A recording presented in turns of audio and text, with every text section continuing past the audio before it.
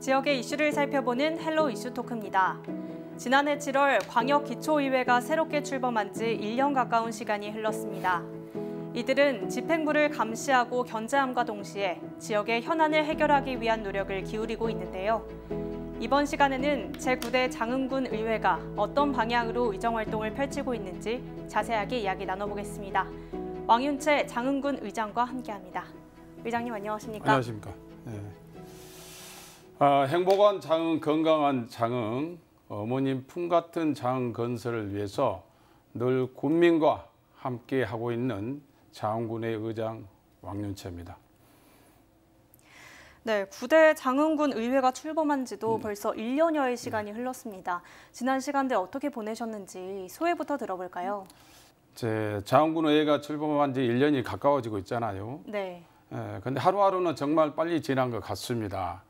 그런데 장흥군 의회에서 추구하는 것이 변화와 혁신, 정말 우리가 경험해보지 못했던 일들을 하자 의원들과 의사과 직원들이 정말 뜻을 모았습니다. 그러다 보니까 제가 피부로 느끼기에는 무수한 세월이 흐른 것처럼 아주 빨리 지나가고 있는 것 같습니다. 그래서 정말 우리가 공감받는 의정 실천하는 의회로 하고 있는데 의원님과 의사과 직원들의 전문성을 더 확립해야 된다. 이걸 좀 말씀 먼저 드리고요. 네. 그다음에 이제 사회단체라든지 기관, 언론과의 소통, 그다음에 우리 군민과 소통을 좀 강화를 하고 있습니다. 그다음에 이제 우리 모든 행정이라든지 의정 활동은 현장에 답이 있기 때문에 현장 중심으로 저희들이 의원들이 하고 있다 이렇게 말씀을 드리고요. 앞으로도 풍부한 의정 활동 경험을 살려서 의원들 간에 또 상생하고 의회 순기능인 견제, 감시, 대안 제시, 그래서 합리적인 의사결정을 할 수 있도록 집행부가 정말 아름다운 동행이 되도록 최선을 다할 것이며 지금도 하고 있습니다. 예. 의장님께서는 공감받는 의정, 실천하는 의회를 목표로 삼으셨어요. 목표 실현을 위해서 다양한 방안들 생각하고 계신 것 같은데요. 그러려면 의원들의 역량을 강화해서 전문성을 높이는 게 중요하지 않겠습니까? 이를 위해서 현재 추진 중이거나 혹시 세우고 있는 계획이 있을까요? 네, 맞습니다. 의원은 전문성과 정말 역량이 강화되지 않으면 요즘 우리 국민들하고 지역경제 발전에 자기가 태워할 수 있는 그런 위기의식을 느껴야 된다고 생각합니다. 네. 그래서 국민을 위해서 우리들은 공감을 받고 정말 국민과 함께 실천할 수 있는 그 대안을 찾는 것이 우리의 목표라고 또 생각이 듭니다. 네. 그래서 지난 의회까지는 연 2회 정도 교육을 합니다. 그러나 제9대 의회에 와서는 연 4회를 지금 하고 있는데, 자, 교육이란 것은 저희들이 의원회관에서 교육을 할 수도 있어요. 그러나 우리 군에서 집행하는 사업이 정말 제대로 되고 있는가 벤치마킹 차원에서 저희들이 현장을 다닙니다. 네. 둘째는 의원들이 좀 공부를 해야 됩니다. 그래서 GTS 공부방을 만들었는데 기존의 입법 활동을 할 때는 저희들이 어떤 기관에서 민원인이 조례 같은 거를 말씀을 하면은 간단하게 조례 검토하고 그 다음에 타 시군 비교하고 전문위원 검토해서 바로 조례를 제정을 했습니다. 그런데 이제 제9대부터는 GTS 공부방을 개설해서 민원인과 어떤 이해관계가 있었을 때 민원인을 초대해서 얘기를 청취를 하고 그 다음에 저 의원 대표로서 의장과 또 우리 관계 의원님하고 그 다음에 집행부 3자가 의장실에서 이제 간담회를 합니다. 그래서 이렇게 난상 토론 끝에 나온 안을 가지고 전문위원 검토해서 조례가 제정되고 개정되는 그런 GTS 공부방을 하고 있다는 것을 말씀을 드리고요. 그 다음에 이제 제가 방금도 인사말에서 현장 중심으로 한다고 했는데 어떤 민원이 발생할 것 같다. 사전에. 그 다음 민원이 발생했다. 이렇게 판단이 되면은 저희들이 먼저 현장 상황을 파악합니다. 그래서 그 다음에 현장을 달려갑니다. 그 다음에 연구하고 공부해서 대안을 제시해서 집행부에 시정 요구를 합니다. 이렇게 다녀왔던 것이 저희들이 장흥회가 기업형 돈사라든지 공원묘지라든지 그 다음에 태양광 발전이라든지 이런 문제에 대해서 여러 가지 민원이 제기했는데 전 의원이 거기 현장에 갔다는 걸 말씀드리고요. 그 다음에 이제 리커버 장원군 자치복귀 연구회가 있는데 이거는 뭐냐면은 장원군의 조례가 이제 약 500개 정도 됩니다. 네. 그런데 지금까지 조례 정비를 한 번도 해본 적이 없어요. 그래서 이번에 연구단체를 개설해서 우리 국민의 지금 맞지 않는 조례를 찾아내서 폐지를 하고 네. 개정을 하자고 해서 리커버 장원군 자치부 연구회를 개설했다. 그래서 앞으로도 의회가 공부하는 의회상을 정립하기 위해서 의원들 간에 서로 소통하는 그런 다양한 소재를 가지고 연구단체를 운영할 계획으로 있습니다. 변화된 모습도 있더라고요. 네. 군정질문 운영 방식에 변화가 있던데 오랫동안 진행해왔던 이 운영 방식을 바꾸기로 한 이유가 있을까요? 8대 의회까지는 일괄 질문하고 일괄 답변하고 분명 보충 질문할 때 1대1 질문도 하고 있었습니다. 네. 그러나 제9대 의회부터는 이제 일문일답으로 하자. 네. 이렇게 바꿨으면 국회에서 하신 것처럼 자 이렇게 하면 장점이 뭐냐면은 좀 더 전문성이 더 강화가 될 것이고 그다음에 질문이 심도 있고 됩니다. 하나만 한 질문이 되지 않죠. 자, 이런 쪽으로 저희들이 바꿨고 이것 또한 국민을 위해서 의원들이 더더욱 많이 노력하자 이런 취지로 생각하시고 그다음에 이제 미처 우리가 정례 때 못했던 군정 질문은 임시회 때도 할 수 있게끔 이렇게 네. 아마 길을 열어줬다 이렇게 말씀을 드릴 수가 있습니다.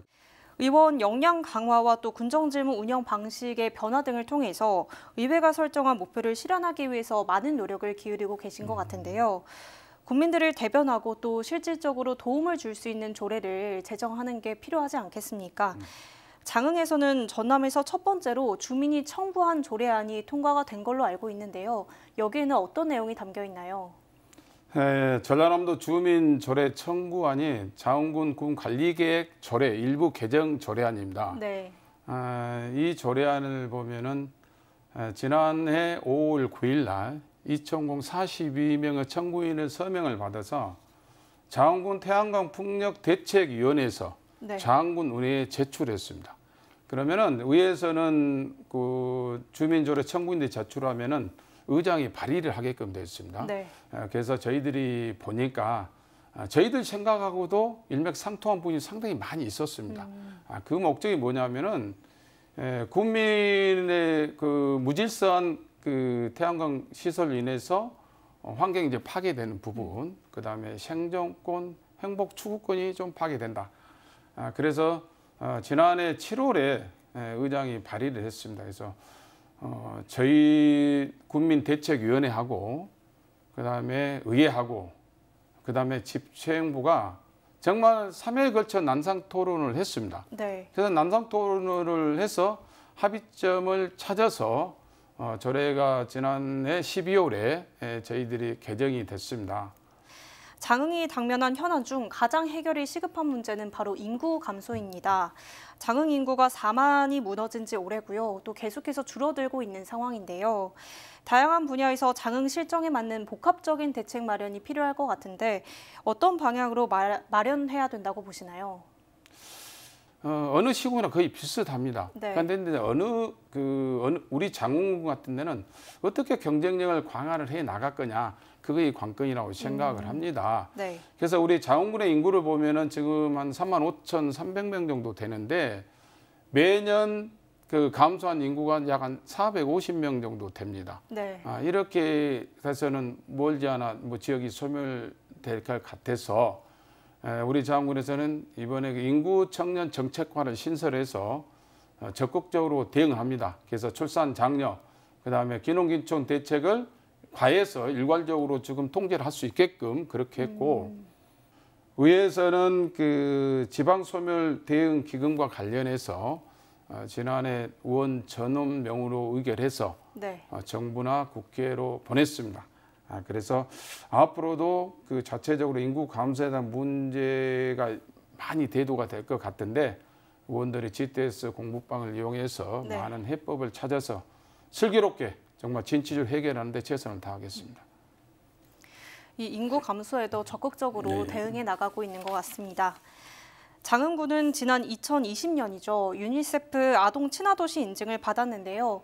이후 계속해서 이 아동 친화도시를 만들기 위한 노력들 이어가고 있는 것으로 알고 있습니다. 의회에서는 집행부가 추진하는 이 계획들에 맞춰서 어떤 지원들을 하고 있나요? 지금 장흥군은 2020년도 전남도 군 단위 최초로 아동 친화 도시로 지정이 됐습니다. 네. 그래서 그 아동 친화 도시로 지정이 된 후에 우리 장흥군 의회에서는 정말 정신적 신체적으로 학생들 아동들한테 줄 혜택을 방구를 해라. 그에 대한 것이 첫째가 탐진강 주변에 체육시설을 확충을 했습니다. 그래서 학생들이 방과 후에 내 심신을 단련할 수 있도록 했고, 그 다음에 인성교육도 필요할 것 같아서 네. 장흥해안교하고 협조하에 장흥해안교 인성교육도 실시하고요. 그 다음에 학습 장려금을 지원을 지금 장흥군에서는 중고등학생 학습 장려금을 연 20만 원씩 지원을 합니다. 그런데 초등학생은 이거 빠져 있거든요. 그래서 네. 조례를 개정해서 초등학생까지 학습 장려금을 지원을 해줘야 된다 이렇게 생각하고, 앞으로도 교육, 보건, 가정환경 조성을 통해 아동 복지 수준을 높이는 데 의회에서도 최선을 다할 것이며, 그 다음에 이제 그 어린이 의회를 네. 매년 저희 장흥군에서 개최를 합니다. 그래서 어린이들이 불법의 민주주의 근간을 배울 수 있는 그런 기회도 제공하고 있다 말씀드릴 수가 있습니다. 아동을 위한 시설 확충과 또 예산 확대, 그리고 어린이 의회를 개최하는 등 많은 노력을 하고 있는 것 같습니다. 장흥은 농수축산업의 비율이 높은 지역인데요. 사실 전남을 살펴보면 많은 지역이 농어촌 비율이 높기 때문에 다른 지역과 비교했을 때 좀 차별화된 경쟁력 있는 이 농수축 임산업을 육성하는 게 중요하지 않나라는 생각이 들거든요. 의회 차원에서도 현장에서 지역민들과 소통하면서 여러 의견들을 들었을 거고 또 네. 지역 상황들을 살폈을 것 같은데 앞으로 어떤 방향으로 나아가면 좋을 거라고 보시나요? 농어수산업, 축산업, 임업이 저희 뭐 장흥군의 경제 성장 아니겠습니까? 네. 이쪽 인구가 약 한 40% 이상이 되고요. 예산이 약 한 30%를 육박을 했습니다. 그래서 의회에서도 35%까지 좀 가야 되지 않냐 이렇게 대안을 좀 제시를 하고 있습니다. 그래서 농업농촌 문제는 지금 우리 장흥군만 문제가 아니죠. 지금 뭐 원자재 값은 인상이 되죠. 네. 그다음에 모든 소비자 물가는 오르는데 우리 농산품만 그대로 있습니다. 그래서 여러 가지 우리가 이진고가 있습니다만은 그래도 이제 우리가 그 살아갈 수 있는 방법은 다른 지자체에 비해서 비교 우위에 있는 상품을 개발해서 경쟁력을 갖추면 되지 않을까 이렇게 생각을 합니다. 그래서 네. 저희들이 그 가장 추진한 것 중에서 친환경 재배 면적을 확대하는 거, 그것이 가장 좀 중요할 것 같고, 그 다음에 유통 구조를 개선을 좀 해야 되고요. 그 다음에 농촌 체험 관광 그런 프로그램을 다양화를 시키면은 저희들이 충분히 경쟁력이 있지 않냐 생각을 합니다. 그래서 그 농수산 인삼 육성에 관련해서 개선하고 대책을 시작할 거는 조례를 저희들이 재개정, 그다음에 정부나 국회에 건의안을 좀 제출하는데 네. 몇 가지 말씀드리면 농어촌 기본소득 전면 시행 촉구 건의안을 전 의원 명으로 또 건의안을 보냈고, 그다음에 쌀가게 안정대책 촉구 건의안, 그다음에 농어촌 공사 농지은행에서 수수료가 좀 비쌉니다. 이거를 좀 시정을 해라 이런 건의안도 보내서 정말 국민과 함께 하고 있다는 것을 말씀드리겠습니다. 다음으로 역사문화 자원이 풍부한 곳 중 하나가 바로 장흥이잖아요. 네. 이를 활용해서 관광 콘텐츠 개발을 통해 관광산업 활성화 노력을 기울이고 있는 것으로 알고 있는데 사실 관광산업이 활성화되면 지역 경제까지 영향을 미칠 수 있기 때문에 굉장히 중요할 것 같습니다. 의장님께서는 장흥 관광을 발전시키기 위해서 어떤 노력이 더 필요하다고 보시나요? 장흥에는 예로부터 물리무양 아닙니까? 그래서 문인으로 보면은 가사 문학의 효시라 볼 수 있는 우리 관서별곡의 백강원 선생님 계시고요. 실학파신 존재 유백구 선생님 계시고, 그다음에 현대문학에 와서는 이청준 선생, 네. 그다음에 송기숙 선생, 한승원 선생님들이 이런 걸출한 그 문인들이 배출한 데가 장흥입니다. 네. 그래서 그다음에 또 지정문화재 또한 장흥에는 국가나 도 지정문화재가 98건이나 있어서 전남에서 세 번째로 높습니다. 그래서 앞으로 문화 강군 그리고 가기 위해서는 우리 장흥군은 지금 추진하는 사업 이청준 선생님의 문학관을 지금 건립 준비를 하고 있고요. 네. 그다음에 이제 교도소 외 부지에 문화복합센터를 예산을 이제 230억 확보해서 지금 추진 중에 있습니다. 그래서 문화복합센터 주변에 더 많은 예산을 확보해서 정말 우리 장흥이 물림이라는 것을 역사관을 만들어야 되지 않겠냐 이렇게 생각을 하고요. 그다음에 이제 관광을 보면은 장흥의 대표적인 것이 우드랜드 아닙니까? 네. 물축제, 그다음에 토요시장이 있는데 우드랜드가 연 60만이 옵니다만은 부지를 좀 확장을 더 해야 됩니다. 그래서 지금 준비를 하고 있는 상황이고요. 네. 그다음에 물축제 같은 경우도 새년마다 그래 이제 물축제 어떤 관람 계획이라든지 프로그램들이 이제 상당히 다양화되고 그래서 좀 더 많은 프로그램을 좀 개발해야 되는 그런 실정에 놓여 있는 것 같고요. 네. 그다음에 이제 신규 관광지 개발로서는 우리 장흥에 보면 보림사권하고 청관산권을 볼 수 있는데 보림사권에는 중앙의 3대 보림이 보림사입니다. 그런데 네. 보림사 주변에 장흥댐이 있어요. 그래서 장흥댐에 지금 현재 데크를 설치해서 힐링할 수 있는 그런 공간을 계획을 하고 예산을 편성하고 있습니다. 네. 그래서 보림사권을 집중적으로 우리가 힐링할 수 있는 대로 개발을 해야 되고 그다음에는 청관산 주변인데 청관산이 2020년도에 문화재청으로서 국가지정 문화재 명승지로 지정이 됐습니다. 네. 그러면 청관산은 도립공원으로서 귀함개서 그다음에 40만 평에 이르는 억새 군락지입니다. 그래서 청관산 주변을 우리가 개발해 놓으면은 정말 우리 현대인들이 와서 힐링할 수 있는 공간이 되지 않겠냐 그런 맥락으로 지금 현재 프로젝트 사업을 어머님 품에 안기다. 그래서 어머님 정옥도 만들고 어머님 숲도 만들고 어머님 마을도 만들어서 이런 큰 대단히 프로젝트 사업을 지금 준비를 하고 있다. 이렇게 말씀을 드리고 있고요.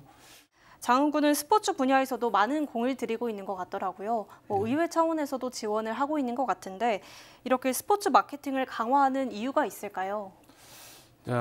이 또한 그 경제적인 가치를 창출하기 위해서 문화와 가치 스포츠도 적극 장려를 하고 있습니다. 네.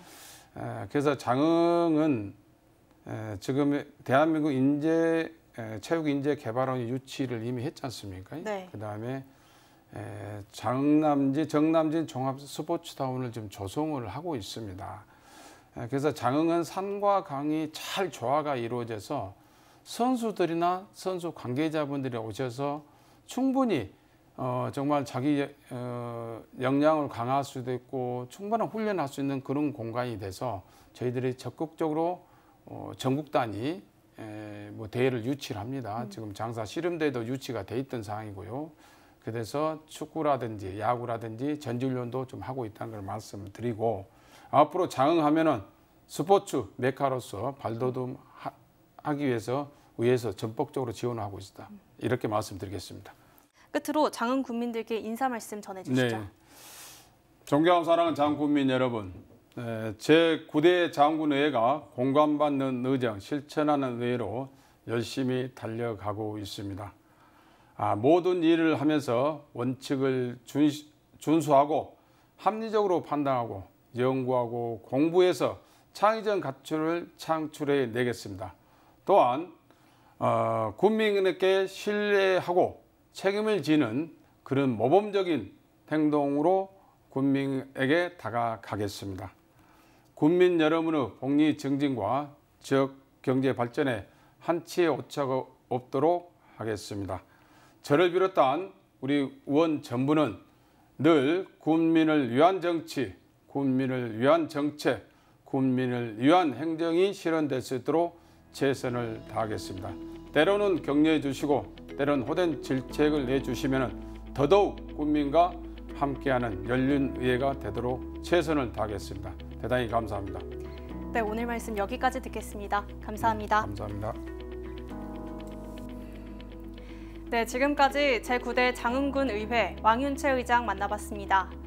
국민을 대변할 수 있는 보다 더 촘촘한 계획을 마련하고 추진해 장흥 발전을 이룰 수 있길 바라면서 오늘 시간 여기서 마칩니다. 지금까지 헬로 이슈토크였습니다.